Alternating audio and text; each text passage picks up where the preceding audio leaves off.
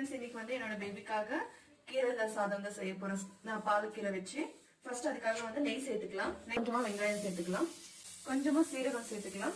இதுல இப்போ வந்து டொமேட்டோ சேர்த்துக்கலாம். ஒரு 1/2 டொமேட்டோ நான் சேர்த்துருக்கேன். கட் பண்ணி வச்சு பாலக்கீரை வந்து இதுக்குள்ள சேர்த்துக்கலாம். லைட்டா வந்து ஃப்ரை பண்ணிக்கலாம். கீரை வந்து லைட்டா ஃப்ரை ஆனதுக்கு அப்புறமா கொஞ்சமா பெப்பர், கொஞ்சமா வந்து பெருங்காயத்தூள் சேர்த்துக்கலாம். நம்ம ஒரு 1/4 மணி நேரம் ஊற வச்சுனா பாசி பருப்பும் அரிசி இது கூட சேர்த்துக்கலாம். தேவையான அளவுக்கு தண்ணி ஊற்றி நம்ம வேக வச்சு எடுத்துக்கலாம். எடுத்துக்கிட்டு இப்போ வந்து மேஷர் வச்சு நல்லா மேஷ் பண்ணி எடுத்துக்கலாம். மேஷ் பண்ணி எடுத்துக்கிட்டு இப்போ இது வந்து நம்ம பிளேட்ல வந்து எடுத்துக்கலாம். எந்த ஃபுட் கொடுத்தாலுமே வந்து ஃபர்ஸ்ட் நம்ம தண்ணி கொடுத்துக்கலாம். அப்பதான் பேபிஸ் சோக் ஆகாம இருக்கும். இந்த பாலக் ரைஸ்ல வந்துட்டு நம்ம பிரெயின் டெவலப்மெண்ட்க்கும் இம்யூனிட்டி பூஸ்ட் பண்ணும், இன்ஃபெக்ஷன்ஸ்ல இருந்து ப்ரிவென்ட் பண்ணும். இந்த மாதிரி நிறைய பெனிஃபிட்ஸ் இருக்கு. கண்டிப்பா இந்த ரெசிபி வந்து ட்ரை பண்ணி பாருங்க.